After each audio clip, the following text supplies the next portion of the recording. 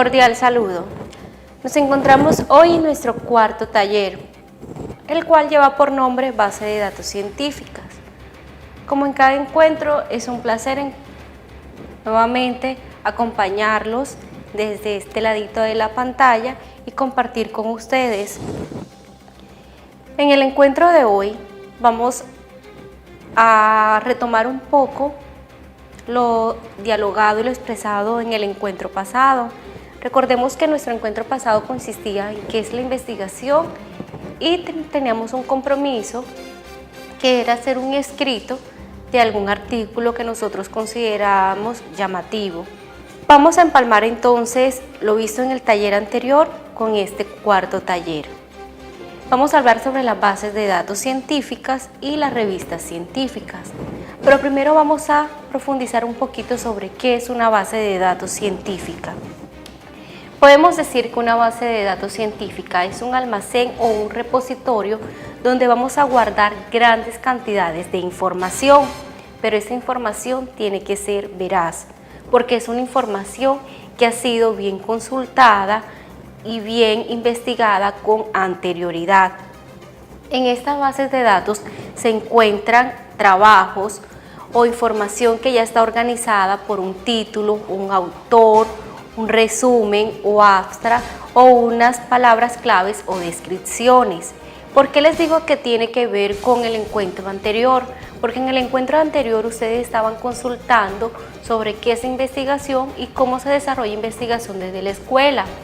Y yo les recomendaba que ustedes copiaran de dónde extrajeron esa información, que colocaran el libro, el título, ¿sí? O si fuera una revista o un artículo. Entonces, para que miren, una información, para cuando vamos a hacer investigación, la información no puede ser consultada en cualquier lugar. Por ejemplo, casi siempre buscamos esa información en Google, que es el buscador más conocido y más utilizado. Pero no quiere decir que toda la información que ahí está recopilada es una información veraz, ¿sí? Porque ahí suben informaciones de un blog, de alguna persona que hace algún comentario o alguna página web informal, que es información que tal vez no ha sido validada por personas expertas. ¿Qué son las revistas científicas? Las revistas científicas son el principal instrumento de transferencias de la información científica, que adelanta una hipótesis o una conclusión que se va a desarrollar posteriormente. Pero ¿cuáles son las características de este artículo? Primero, que debe tener un autor, los cuales son las personas que han escrito o que han hecho una investigación con antelación y que tienen como un producto ese escrito que se llama artículo. Tiene un contenido. Para ellos haber escrito eso han tenido que elegir un tema, un determinado tema, y tienen ya unas referencias, unas reseñas bibliográficas. Tiene una audiencia. Casi siempre ellos escriben para alguna persona, no lo hacen simplemente por escribir y ya, sino lo hacen dirigiéndose a un público determinado. En este caso son estudiantes o docentes o otros investigadores como ellos. Tiene una publicación. Estos artículos son publicados en revistas de instituciones académicas avaladas o por editoriales académicas. Tiene una edición, como así, estos artículos ellos los escriben, pero tiene que ser revisado por unos profesionales que son especialistas en estos temas de revisión y que le dan la aceptación de lo que ellos hacen. Estas personas son denominadas también pares. Los artículos también tienen una apariencia, como así, los textos tienden a ser bastante densos, incluyen tablas, son muy pocos coloridos y la mayoría de ellos no tiene publicidad. Y estos artículos finalmente tienen una frecuencia de publicación. Se publica de forma mensual o de trimestral en las revistas avaladas, ya sea por instituciones o editoriales académicas. Pero listo, ¿cuáles son esas bases de datos científicas o dónde las podemos encontrar? En la web podemos encontrar muchas. Muchas de ellas son privadas, Es decir, que para ingresar a ella se debe contar con un usuario y una contraseña propio de la universidad que es dueña de esa base de datos o de esa editorial, pero existen también otras bases de datos científicas que son libres. Una de ellas es Dialnet, dialnet.unirroja.es. Como vemos en el ejemplo en pantalla, estoy en la página de Dialnet Plus y voy a buscar como ejemplo el uso de las TIC. Le damos clic en buscar y mire la cantidad de documentos que me va a aparecer sobre el uso de las TIC. Ya a mí me toca como investigador abrir cada uno de ellos, mirar el tema, sobre qué es, si se adapta a mis necesidades o no. Los voy leyendo y voy a ir descartando. Miren toda la cantidad de material que podemos encontrar ahí relacionado con el tema que consulté. También tenemos otra que se llama Redaly. Su dirección es www.redaly.org. También vamos a consultar el mismo tema sobre el uso de las TIC. Le damos en el buscador uso de las TIC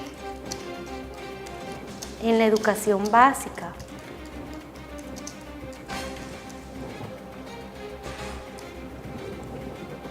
Y vamos a encontrar material sobre este tema.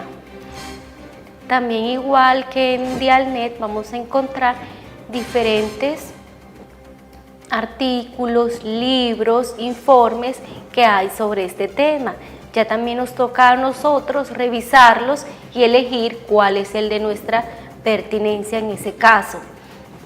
Ahorita les hablaba de lo delicado que es en buscar en Google, pero ¿cuál Google podemos utilizar? Es muy interesante o es muy pertinente utilizar para este tipo de consultas Google Académico, ¿sí? No simplemente Google, sino Google Académico.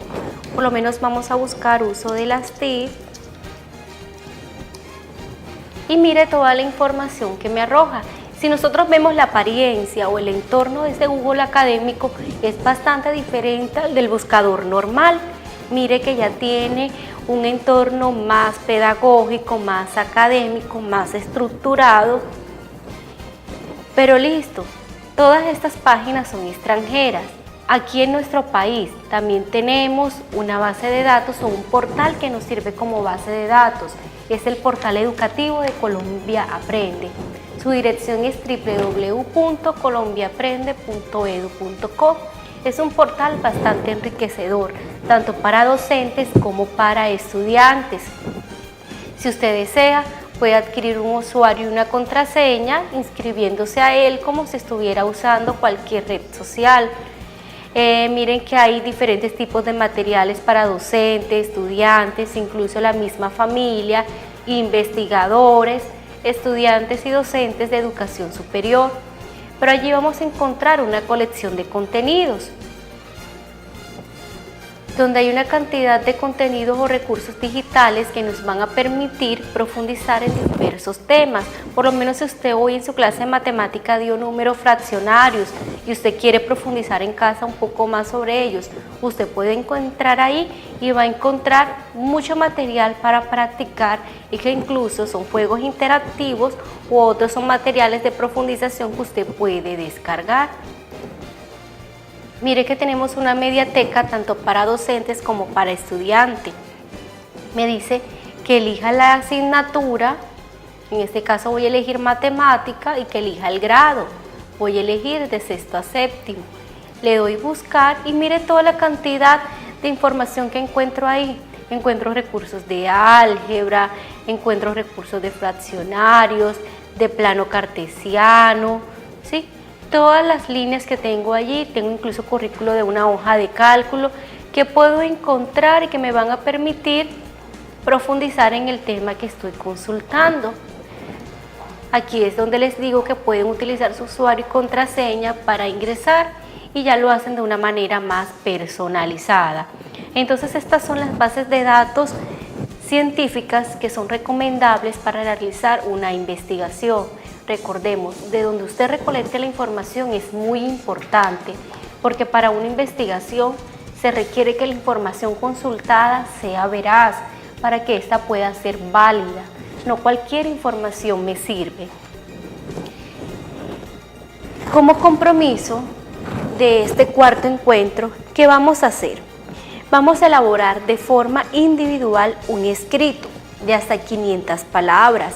Miren que no son 500 hojas, sino 500 palabras.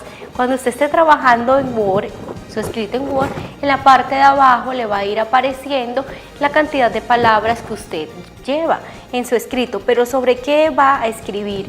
En una de estas páginas que nosotros le hemos recomendado, Dialnet, Redali, incluso podemos consultar otras que están aquí en el taller que les vamos a hacer llegar, como escolar.google.es, va a elegir un artículo. Ese artículo tiene que ser relacionado con el tema de las TIC en la educación básica. Va a elegir ese artículo y va a hacer un escrito de 500 palabras como un resumen sobre qué trata ese artículo que usted eligió. Mire que ya durante el taller le dimos las recomendaciones y le dimos las características principales que tienen estos artículos científicos. Les recuerdo, estos compromisos que ustedes realicen nos los van a devolver a nosotros al correo que aparece en pantalla. Ahí siempre vamos a ir retomando los compromisos. Si de pronto no ha realizado los compromisos de los encuentros anteriores, todavía usted puede seguirlos enviando, que con gusto los vamos a ir recibiendo. Y como siempre, no olvide dejarnos sus comentarios y sus sugerencias o algo que quiera profundizar si conoce de pronto otras bases de datos científicas, otras páginas que son de uso libre y que son de mucho provecho para la investigación. Con gusto las estaremos recibiendo. Ha sido un placer y nos encontramos en un próximo taller.